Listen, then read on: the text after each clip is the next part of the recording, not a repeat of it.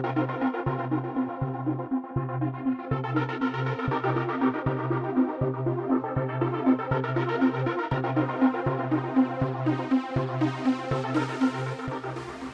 whole idea in regards to, shall we say, the foundations, the precursor concepts of the human race is that they functioned monadically. They literally were as connected to nature as much of your vegetation, as much of your animals were, although existing in a higher degree of consciousness.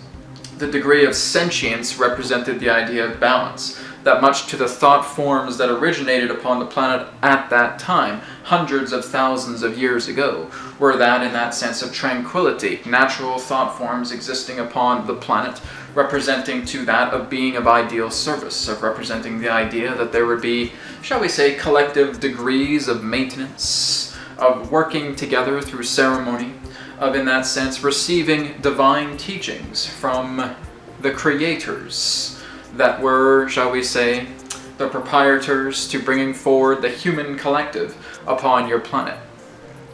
But as the ages continued, and as, shall we say, more particular fundamental growth upon the human collective was brought forward through your planet, there, shall we say, moved different understandings of mechanical processes that allowed different thought forms to take shape. Many of these thought forms represented the idea of polarities, and that these mechanized forms of thought, literally in that sense, embreached much to your own, shall we say, collective wave, your oceanic nexus, pertaining to that of the thought matrix, to which you all, in that sense, functioned in regards to the degree of sharing these particular thoughts. But not only were these particular thought forms somewhat mechanical in that way, but they were also in that sense divulged by unwarranted states of intervention. That through these unwarranted states of intervention there would be, shall we say, polarized understandings in regards to teachings that, shall we say, beings from other worlds that came upon your planet and began to teach many of the human cultures upon your planet at that time, relating to, shall we say, information, relating to insight that was not, shall we say, meant to be propagated, relating to human advancement.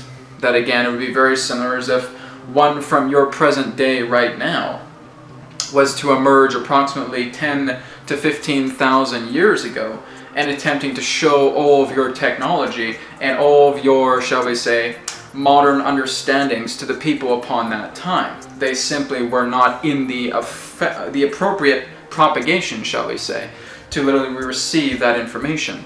And so this is what, shall we say, began much of the convergence relating to many of your faiths and many of your religions, many of the dogmas that became so upon your planet. Through premature contact, through many of these different beings, emerged thought forms, and through these thought forms of teachings and dogmas themselves, the once beautiful monadic concept of humanity began to fracture in regards to not being able to understand the truth from the lie. And so many particular beings in that sense that created these particular forms of intervention wanted to utilize the form of humanity in regards to their own base ends, as well as, shall we say, the functioning of the land, the functioning of the planet, to literally confuse its facilitators.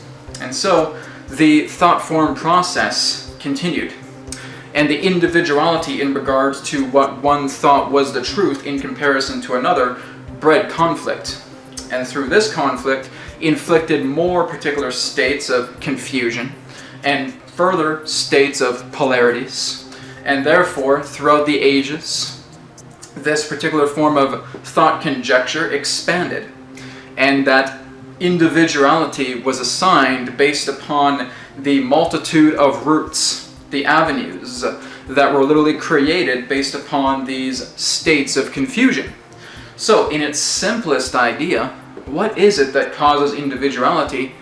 Confusion is what creates individuality.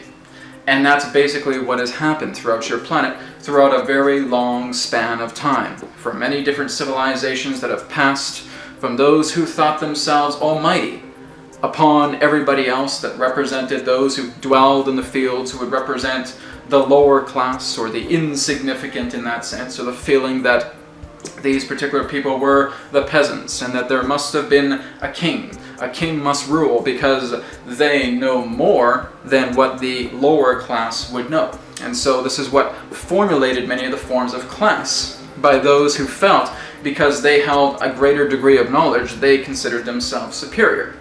So again, throughout many of the archetypes that functioned throughout the thousands and thousands of years throughout your world began these individualized complexes. Now, individuality in that sense will still, shall we say, flourish for a great deal of time upon your planet until there really is the state of the one thought. Not everybody is ready to move into that particular alignment collectively. Individuality in that sense has the ability to, shall we say, reconnect itself to its monadic roots, to its monadic principles, by understanding the nature of the one thought.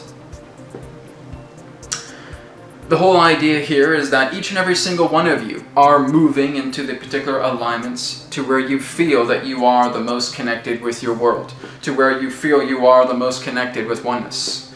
But there still will be those throughout your times in regards to your future that will still represent the idea of being lost within the state of confusion that will, shall we say, further function together dramatic cycles that then breeds further individuality. Are there many other beings that exist beyond your world that have transcended this state of individuality? Absolutely.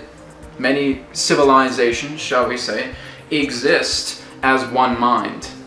They are not, shall we say, conjectured to the point of feeling that there must be something outside of the norm for one to function as pertaining to their own growth of culture.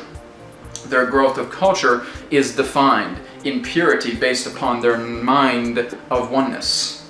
So, will humanity eventually get to the point of one mind? At some point, yes. In the distant future, as you would understand it. But in order for you to represent yourselves as one mind, you need to discover where the fractures lie.